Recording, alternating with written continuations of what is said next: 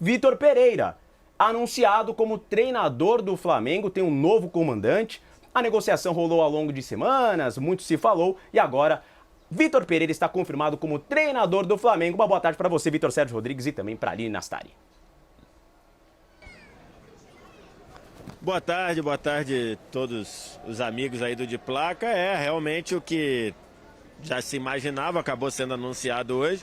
Acho que o Vitor Pereira já chega sendo muito pressionado, porque acho que a torcida do Flamengo, num geral, pelo menos a parte que a gente tem mais visibilidade em mídias sociais, não gostou muito.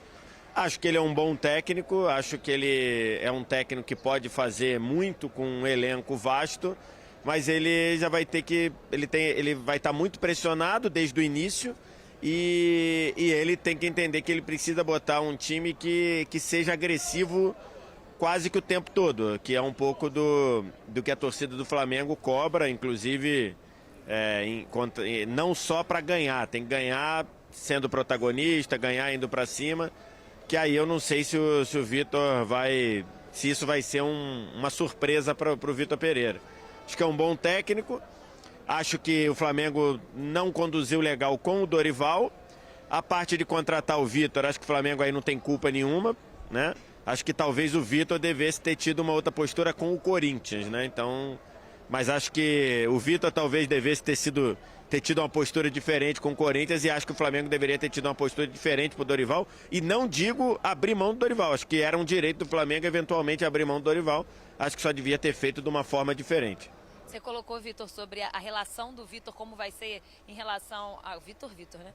Em relação à torcida do Flamengo, mas historicamente o Vitor não é um cara que costuma se preocupar e ter problemas com isso. Ele é um cara que, mesmo a torcida estando contra ele, isso já aconteceu em diversos momentos diferentes da carreira dele, ele é um cara que costuma seguir o que ele quer, enfim, é até polêmico nessa parte. Então, pensando pelo lado do Vitor, assim, eu acho que isso talvez não seja um grande problema para ele. Eu acho que talvez ele até desconfie, entenda um pouco como vai ser isso. Eu falava com o Vitor, assim que a gente viu aqui a informação, que o que mais me chama a atenção é como vai ser a postura, principalmente do Corinthians nos próximos dias, porque a gente já entendia que isso ia acontecer, mas ainda não estava confirmado.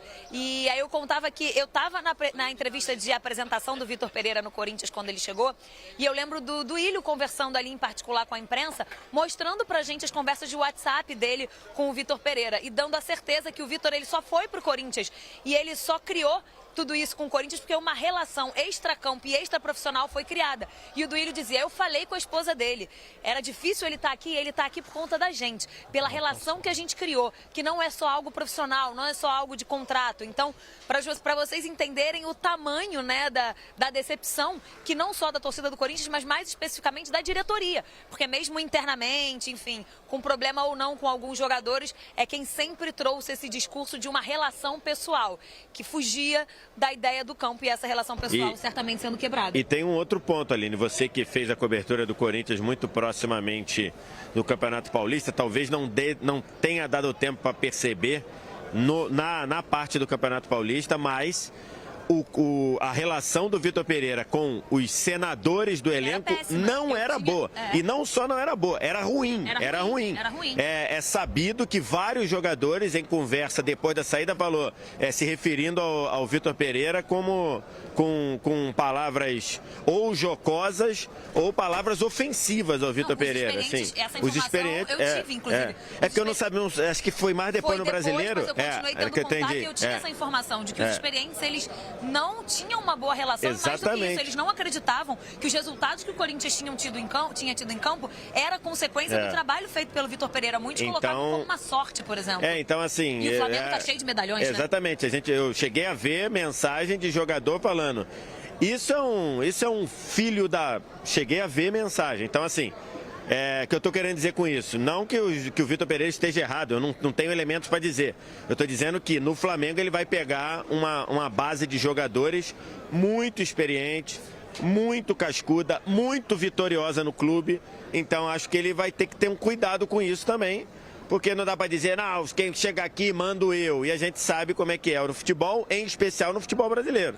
Futebol brasileiro, lógico, é sempre mais fácil você demitir um do que demitir 12. Então, assim, esse é um ponto demais. Mas eu acho ele um bom treinador, eu acho que ele pode fazer um time do Flamengo que tem muita qualidade individual, ser um bom time no coletivo.